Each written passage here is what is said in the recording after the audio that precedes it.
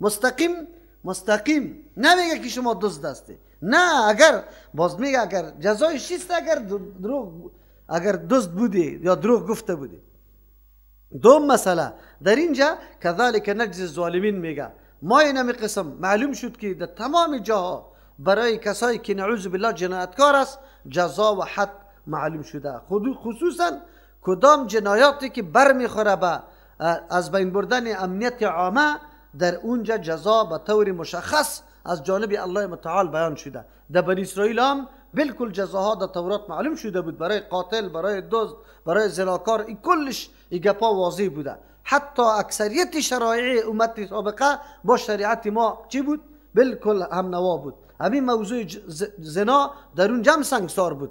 از همون خاطر زمانی که یک قوم چیسته صاحب رویدار زنا در بینشان صورت گرفت، روان کردن کلانای یهود به پیش پیغمبر علیه السلام و این دستور دادن که اگر جزا همین رقم جزا بود غلی کده برای دیگه که ما واری بود، اگر یکی آسانتر بود بازور بگیره. لیکن اینجا که آمدن چیسته پیغمبر علیه السلام چی را طلب کرد؟ چرا جبریل امین برش وحی کرد که در کتاب خود از جامعه چی است؟ چرا در کتاب خود ولی فیصله نمیکنه؟ از او خاطر عالم گفت که بخوانیده. وقتی که او میخواند مجاره چی کرده بود؟ سرش دست مانده بود که عبدالله ابن سلام را گفت دست دور کو، هیره بخوان که کدام چیز است. از او خاطر معلوم شد که در هر امت در مقابل جنایتکارای عام که سبب خلل امنیت میشه جزا مقرر است. از دزدی، از قتل، از زنا، از شراب کسایی که عقل خود از بین میبره، این کلش از آبروریزی کسی که حد قذف است، کل جزاها تعیین است. بدون از این امنیت قایم شده نمیتونه. دیگه گپ در اینجا برای ما چی شد؟ این توریه میگه. توریه دو قسم است، یکی قولی است یکی عملی است. توریه قولی این میگه که تو در سخن خود با مخاطبه که گپ میزنی از کلماتی که تلفظ میکنی یک مطلب میگیری، اما مخاطب دیگه مطلب میگیره. این براتون گفته بودم که ابوبکر رضی الله عنه امرای پیغمبر علیه السلام وقتی که هجرت میکردن یک نفر مشرکین دیدم میروی آمد، رسول الله صلی الله علیه و آله نمیشناخت، ابوبکر رضی الله عنه میشناخت. آلی رازم افشا نمیشد. گفت من هازایی کیست؟ ابوبکر رضی الله عنه ایران ماند که حالی اگر بگه که محمد صلی الله علیه و سلم راپور میبره به کفار، خلاص دیگه تعقیب میکنه ما را دستی و گیر میکنه ما را. اگر بگویم که نه این محمد نیست یک نام دیگه دروغ لازم میشه، چی کنم؟ الله متعال در قلب شیر انداخت که بگو، گفت رجل یهدی للسبیل، شخصی است که به راه نشان میده. اون مردکه فکر کرد که راه بلد است، این راهی که اینجا است این را برش نشان میده، این کوچه فلانی است، سرک فلانی است. حالا که منظوری ابوبکر چی بود؟ شخصی است که مرا راه حقیقت و دین برام راهنمایی کرده، نه دروغ شد و هم او آدم مطلب دیگه قسم گرفته شد. این توریه قولی میگه. ابراهیم علیه السلام هم که وقتی مال پاچاک گرفت چی را ساره رضی الله عنها را چی کرد؟ نعوذ بالله پاچا زنا میکرد، تنها کسی که همشیریش قطش می بود او را باز غرض نمی گرفت. از او خاطر ابراهیم علیه السلام چی گفت؟ گفت هادی اختی، این همشیریم است. خب چی رقم همشیره؟ همشیره دینی خوب بود. چرا که در اونجا فقط مسلمان ابراهیم علیه السلام و سیاستش بود، همشیره دینی است. و بیا میگه پنج خواری پنجم روا میدانه. خواری پنجم شما هم روا میدانه. خواری پنجم خواری دینی است. و 4 خوار دیگه علایده است، اعیانی و علاتی و اخیافی و رضاعی. او 4 خوار نگاه قطش حرام است، خوار پنجم حلال است. این را میگه توریه لفظی. گاهی توریه فعلی می باشه. اینجا توریه چی بود؟ فعلی بود. چرا که یوسف علیه السلام لشکر خدا گفته بود که اول از باری بنیامین شروع نکنه که اشتباه با برادرای پیدا میشه، اول از باری از وا شروع کنه تا که از اونجا بکششه. خب در اینجا بسیار سوالا برای انسان خلق میشه. چرا یوسف علیه السلام بنیامین نگاه میکنه؟ این خود سبب رنج زیادی پدرش میشه و برادرها اون متهم به دزدی میشه او چقدر غم به برادرها دیگه میرسه. خیر است غم برادرها خو همینطور سر یوسف علیه السلام کرده بون که یام ببینه، اما پدر کی روزیست که چی بسازه؟ بلکه خلایقی بود که یوسف علیه السلام یک پارچه از نشانی زندگی خود به بنیامین میداد و به پدر راهی میکرد که پدر جان یوسف علیه السلام زنده است، که یک دم تازه میشد. اما نه، من پیشتر براتون گفتم الله متعال بندگان خود گوناگون امتحان میکنه، ملاق. از امو خاطر است مؤمن واقعی اونمو کسی است که در زندگی خود بسیار سختی ها را چی میکنه؟ تو پلیت تیر میکنه. تو پلیت اینطور نیست، همیشه راحت انسان نیست. زندگی انسان که راحت بود و لذت هم نداره، اینا یاد داشته باشه. پس وقتی حالات انبیاء علیهم السلام ما میبینیم مشاهده میکنیم، رنج و تکلیف و سختی خود برای ما بسیار کم و چی حقیر معلوم میشه. این درس است برای ما و همیشه آدم بعدی طور فکر بکنه که اگر در سختی واقع شدی اینطور نگو که این چیستا ما الله متعال مرا دوست نداره. اکثر برادرای و خواهرای ما همینطور است، میگه البته الله مرا دوست نداره. نه، دوستی الله را تو نمیدونی. امی که تو الله را یاد میکنی در این مصیبت، این همی علامه دوستیت است. تو الله را یاد میکنی، الله تو را یاد فذکرونی اذکرکم. تو که الله را یاد میکنی، الله تو را یاد میکنه. الله تو را دوست داره، اما تو خیریت نمیفهمی که خیرم در کجاست، خیر در کجاست. بس اوقات خیر در این مصیبت میباشه، چرا که الله درجه تا بالا میبره. از امو خاطر است از فراز و نشیب زندگی باید حراس نداشته باشه و این را علامه و نشانه برای نعوذ بالله عدم مقبولیت خود در پیش الله نگیره. اینجا چون به تعلیم وحی بود به یوسف علیه السلام، الله متعال خواسته بود که یعقوب علیه السلام تا مرحله اخیر خواب ده امتحان چیسته بگوی فقدان اردو بچش قرار بده که محبت اولادا انسان در کدام سرحد میرسه.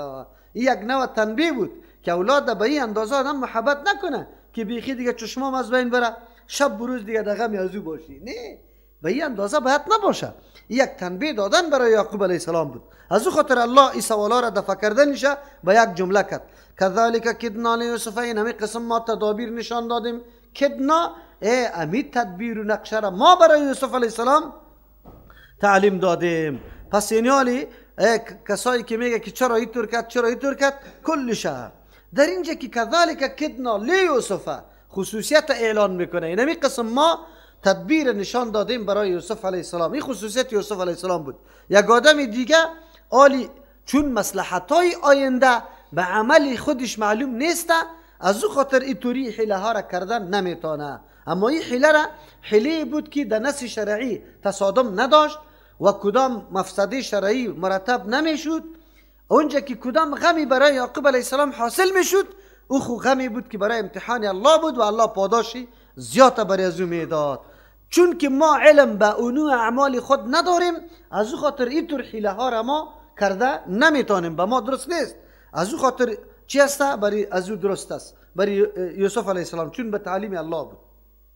حال یک تعداد مردم از اینمی قسم آیاتات دلیل میگیره، میگه ایلی اسقاط هست. اصلا مسئله حیله را باید بداریم. حیله ای را میگه به یک نیرنگ، به یک امر خفی که امو اسباب از چش نظرت پوشیده است، تو خود در یک مقصد برسانی. این همی قسم حیله که است، این تقسیم برای خود قبول داره، تقسیم دیش میشه. اگر توسط اسباب مباح خود میرسانی برای عملی کردن یک حکم الله متعال، این حالی تو بالکل همی کار انجام بده، اسباب خفی باشه اما تو میخواهی که بری یک حکم الله عملی شوه. ایوب علیه السلام که کدام حیله کرده همیطور است و اسباب مباح است. شاخ گرفته که 100 شاخچه داره و زن خود میزنه که قسم خورده که من میزنم و زن هم بری بوده. اصلا قسم یا ایوب علیه السلام بنابر چی شده بود؟ غضب شده بود. الله خواسته بود که زنش قدر چی نبینه، اون ایله را برش جور کرد و ای به خاطر عملی کردن حکم الله شد که یعنی ای ایوب علیه السلام حانس شده و کفاره که است مراد از پیشش نمی چی است؟ قسم خدا پوره بکنه که حانس نشوه، از او خاطر حیله را کرد. اما تو جناب محترم خویلی اسقاطه، ایله برای عملی کردن حکم الله نه، برای ترک کردن حکم الله میکنی و اینطوری حیله قطعا جایز نیست. دومیسته که الله انسانها را پیدا به می خاطر کرده که کسی عمل میکنه او را در جنت ببره، نمیکنه در جهنم ببره. پس زمانی که سری هر مرده لا اقل او را تو میگی، از کسی سات بگی و از کسی چی هسته بگی چند روپه در دستمال از دروغ بسته کو، اینی را کرده برو خیر، کلی احکام و فرایض الله از وجود یک مومن ساقط میشه. یک مسلمان هم جهنمی باقی نمیمانه. چرا؟ عقیده تو خویسته که امی ایله را کردیم، یا آدم که اگر نماز قضا کرده بود مجرا شد، روزه را خورده بود مجرا شد، زکات نداده بود مجرا شد، قسما خورده بود مجرا شد، کفارا داشت کلش مجرا شد. مردک صاف پاک طرفی چی میره؟ جنت میره. بس دیگه در جهنم یک مسلمان هم رفته نمیتونه. چرا این ایله را هر کس میتونه. همون کسی که سالا یک الله اکبر هم نماز نخونده ملا سبری چی میکنه؟ شما کدام جای دیده که ملا استاد شده باشه که من اینمی نفره این اسقاطش نمیکنم؟ چرا نمیکنم؟ نمازش ندیده بودم یا رفته چیز لشکر کفر کشته شده. نه ملا صاحب هنوز اورم میگه خب پیسه دلار داره، ایره زیاد دور میده ایره زیاد دور میده. عجیب است. شما باور به الله بکنی سری دین الله استهزاست و بغل دادن است نعوذ بالله در مقابل شریعت الله. حکم الله چیست؟ که احکام انجام بده. ملا میخیزه میگه ما ساقط میکنیم نمیگذاریم برش. خب افسوس است که الله متعال فهم برشان نداده که یک کمی سری موضوع خود فکر بکنه که ما چی میکنیم. خب این دلایل اگر یا میگیره این دلایل برایشان شده نمیتونه. ما کان لیأخذ اخاه فی دین الملک، علامه و نشانه تعلیمی الله که وحی به وحی الله کارا شده او کدام است؟ نبود. اگر این تعلیمی الله نمی بود نمیتونست یوسف علیه السلام بنیامین همراه خود نگاه بکنه. چرا او در پادشاهی مصر نشسته، باید قانون مصر حاکمیت داشته باشه، اینجا تطبیق و نافذ قانون مصر شوه. اما الله تعلیم داده بود که از برادرها باید پرسان شوه، به خاطر که در شریعت ازوا نفری که دزدی میکنه او غلام مالک جور میشه. ما کان نبود لیأخذ اخاه که بگیره برادر خود فی دین الملک در قانون پادشاهی مصر. چرا که در اونجا کسی اگر دزدی میکرد دو چند ماله تاوان نمی پرداخت. الا یشاء الله، مگر که الله بخواه مشیت الله می بود. الله خواسته بود که بنیامین در پالوی یوسف علیه السلام باقی بمانه. الله تعلیم داد که از خودی برادر اولاد یعقوب علیه السلام پرسان کو که جزای سارق چیست. نرفع درجات من نشا، بله الله متعال میگه ما بالا میبریم مرتبه های کسی را که الله میگه ما میخواهیم. چرا که مرتبه یک کسی توسط علم بالا میره. هر کس که بصیرت و علم داشت او چیسته بالاست مرتبهشه و به هر کس الله اینطور بصیرت نمیده. این بصیرت به یوسف علیه السلام داده بود. و فوق کل ذی علم علیم، بالای هر صاحب علم علیم است، یعنی از او که فهمیده است. مراد از این در مخلوق است. چرا؟ هر مخلوقی که هر قدر علمش بالا باشه در سرش کسی دیگری هم چیسته عالم پیدا میشه الا که سلسله به الله برسه. یک بعضی مردم ها میگه که کل ذی علم، در ذی علم خو الله محمد سری الله باز علیم است؟ این خو نیسته. الله خو علیم است دیگه، از او بالا فوق کسی نیست. جواب برش میگیم که صفت الله ذی علم هیچ جای نامده، صفت الله علیم آمده. صفت الله چی آمده؟ اوی ذی علمه. ذی علم ایره میگه صاحب علم که علم برش داده شده و این در مخلوق میه نه در کی خالق. معلوم شد که هیچ انسان باید نگویه که از مکه در بالاتر عالم دیگه نیست، بلکه پیدا میشه. الله متعال پیدا میکنه. مثل که از یوسف علیه السلام سوال شد که از تو که در عالم کسی دیگری نیست، گفت نه آلی فعلا در روی زمین از مکه در عالم کسی دیگری نیست. این گپی موسی علیه السلام راست بود. پیغمبر بود، پیغمبر علمش از کلی امت کرده چی میباشه؟ بالا. اما این سخن خوشی الله متعال نامد. یوسف علیه السلام گفت حرکت کو چی؟ موسی علیه السلام گفت که حرکت کو که برات واضح شوه. از امو خاطر است انسان اگر به هر مرتبه علم میرسه باید فخر نکنه، تکبر نکنه و نگویه که از مکه در بالا دیگری نیست یا همچون مواری کسی دیگری نیست. پیدا میشه. حتی اکثر اوقات شاگرد از استاد که خیلی چی میشه؟ قدم بیشتر پیدا میکنه. قالوا یسرق فقط سرق اخ له من قبل. برادرها میگه اگری سرق دزدیده، یعنی دری تعجب نیست اگری دزدی کرده باشه. ما خو مطابق علم خودی ما نظر ظاهری ما گفتیم که ما فاسد باورای فساد نامدیم. اما که برادری کار کرده دیگه به خاطر ازی که ثابت کنه که یک نوع از ما جداست، یک نوع. الله اکبر. هر انسان در هر موقع تلاش داره که همو چی را عیب از خود یک کمی دیگه هم دورتر کنه. ولی ببینه همین جمع همین مسئله چی میشه؟ این گپای چی میگه؟ خودستایی یا گپای قوم پرستی. این گپی عالی نیست، گپی اون زمان هم است. ولی سعی که اولاد یک پدر هستن و در مادر جداستن حالی میخواد که می عیب مخصوصی کی بسازه؟ سری برادر بساز. یعنی ما خو متمایز هستیم. الله اکبر. دیدی در موقع مردم کی میگه چی میگه؟ مصیبت برادر نداره یا چی؟ روزی بعد برادر نداره. این میره میگه روزی بعد کی بیا کس عالی او رفیقای که تا دی رزق یاد میکنه غلط خوردی کلگی میگریزه هیچ کس بر دستات نمیشه. ایگه پا داره اونجا مونو تو رسای کو چی میگه؟ ای سرق اگر ای سرقه کده دزدی کده فقط سرق اخل له یقینا دزدی کده برادر برای برادری از او. حالی برادری خودش آلقام است. آیا برادری خودش نبود؟ الله اکبر. چقدر ببینه که میگه برادری ازی هم دزدی کده بود من قول پیش ازی. اوی عجیب است که در پیش یوسف علیه السلام سخنه میگه او خود یوسف علیه السلام هم اراده کرده و او علتش هم مفسرین مختلف قولا را ذکر کرده. یوسف علیه السلام از بابای خود، بابای چیسته؟ از بابای خود که کدام بود پرستش میکرد او را دزدی کرده بود، به خاطر که در این خوردید این عقیده توحید داشت. مثل که آلی چی هستن؟ یک بچه آمده بود یک روز برای ما چی میگن؟ مولی سب تو باش که یک کلان کار کردیم. چی کار کردی؟ دانای خود چیسته ختم خواجگاه را میکرد و دانای بابای خود دزدی کردم دست دریا انداختم. ای که پس رفته بود که دانایم گم است دانایم. باز یک دفعه چشما را کشید سر ناسک گفتم ای توستی که هر روز مرا میگفتی چی کردی؟ الا زود چو پیدا کن. من ندیدم او بابا خواب یک چپلاک کاری کرده بود. چه باز باید گفتم که برش گفته بود که بابا در دریا انداختم شه چرا به درد نمیخوره قرآن بخون قرآن. باز بابام یک کمی چی شده بود، یک کمی که برش گفته بود قرآن بخون قرآن یک کمی چی شده بود که والا ای چی گپ است ای چی طور برام میگه داناره. خب گپ دایسته که کسایی که عقیده توحید داره الحمدلله عقیده توحیدی تو ریسه که کسی خواب در بلوغ برسه خواب توانمندی پیدا کنه باز بعد از اون میگه ما شروع میکنم با چی نشر اشاعت توحیدی طور نیست. اگر در بچگاه که خورد داخل شود بچگاه که خورد کاری خدا میکنه.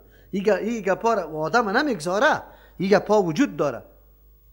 فاسرها یوسف فی نفسی او را پنهان کرد یوسف علیه السلام در نفس خود امی سخن برادرها را و لم یبدها لهم آشکارا نکرد برای کی؟ برادرای خود.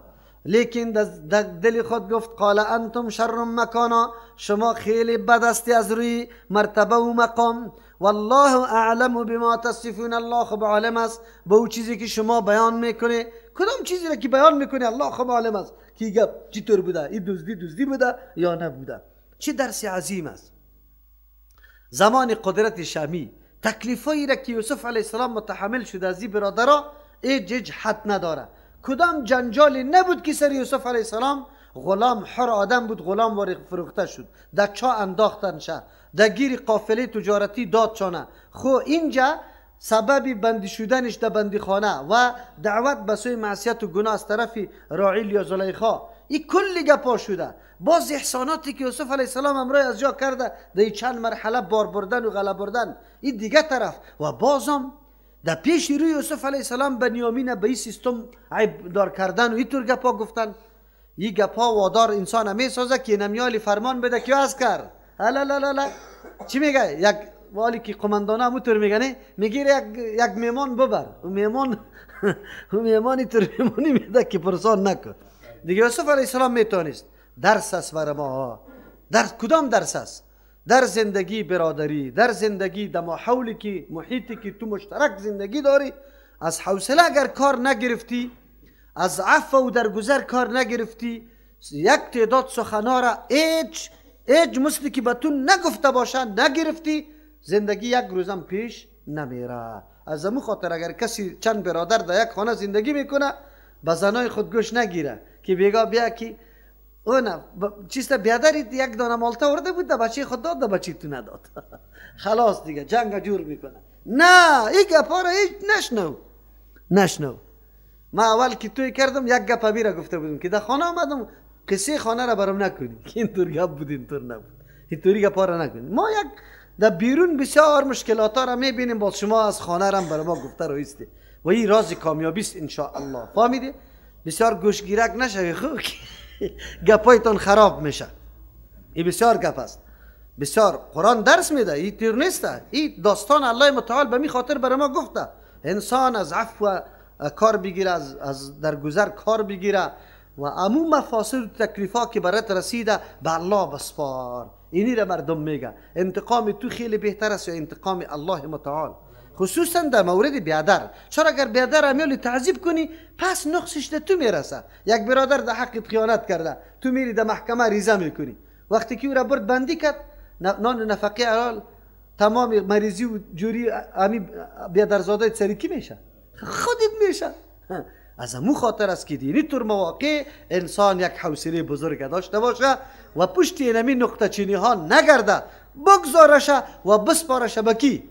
باز میبینی که الله چه قسم عزت برتان میده. از او خاطر گفت یوسف علیه السلام خیلی درد برش در دل میداد، اما چی میگفت؟ والله اعلم بما تصفون، الله میدانه که شما در حق ما چی بیان میکنی. دیگه الله خب مرا عزت میده، شما را انتقام میگیره. یک روز انتقام نمیسته که یک روز سر خم بگوی اوید در بالا سعی کرده نمیتونه ازی کرده. ایره جزای ادبی میگه. جزای چی میگه؟ ادبی میگه. ایره جزای ادبی میگه. قال یا ایها العزیز ان له ابا شیخا کبیرا. اما این مرتبه برادران مخلصانه برای حفاظت بنیامین کمر بسته، با وصفی که یعقوب علیه السلام سرش چی نمیکرد؟ بگه اعتماد نمیکرد. اما برادرها این دفعه خیلی محکم هستند. چرا؟ حالی سیکو پیشنهاد چی طور میکنه؟ خب سه وجه را برش پیش میکنه. قال یا ایها العزیز، ای آدمی عزتمند. عزیز هر کسی که پاچه و سردمداری مصر میشد در او زمان به نام عزیز لقبش داده میشد. ان له ابا شیخا کبیرا. اینطور عذرای موجه را بیان میکنه که وادار بسازه یوسف علیه السلام به اله کردن بنیامین.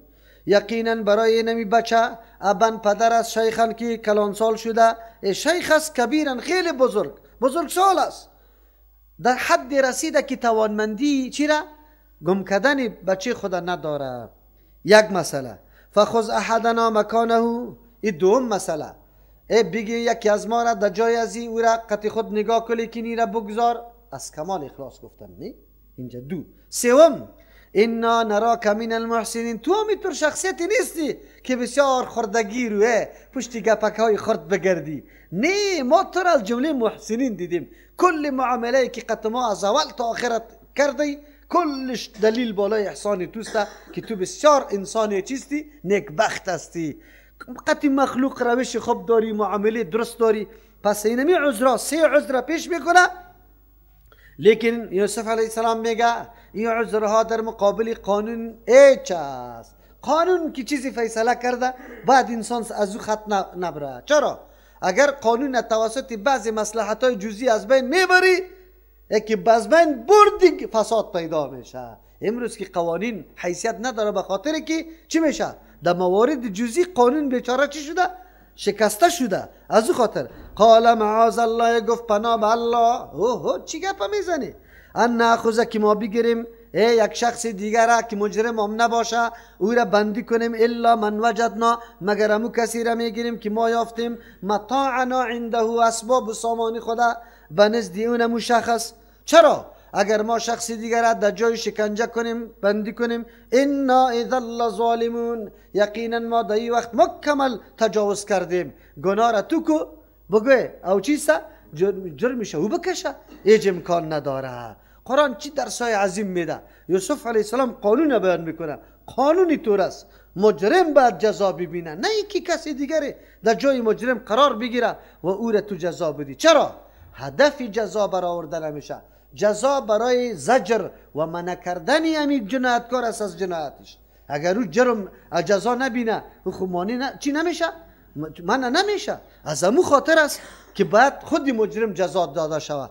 در دین اسلام هم میطور است که کسی جنایت میکنه برادر پدر گپا برای خاطر جزا دادن درست نیست که بگیرشه. بله، برای حاضر کردن جای معلوم کردن یک کمی سرگیری سرش بکنه. در غیر از او به مجرم جزا داده میشه، به کسی دیگری جزا داده نمیشه. چرا که باز میگه ما در این وقت از جمله چی میشیم؟ ظالما میشیم. دیگه این کار ما قطعا کرده نمیتونم. برادرها یقینا که مخلص بودند در این معامله، اما یوسف علیه السلام هدف اصلیش باقی ماندن کی بود؟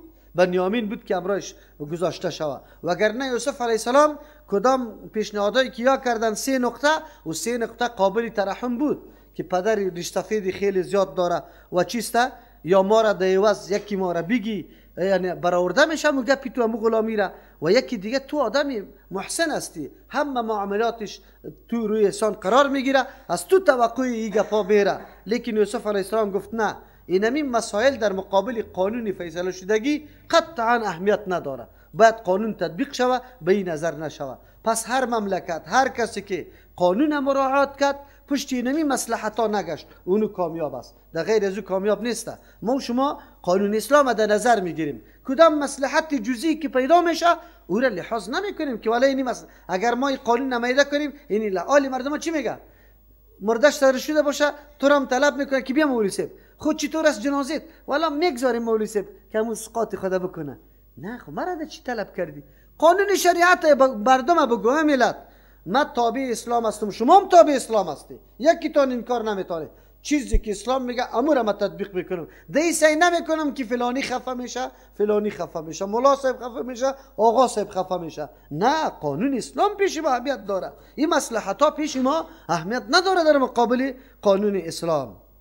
سبحان ربك رب العزة عما يصفون وسلام على المرسلين والحمد لله رب العالمين.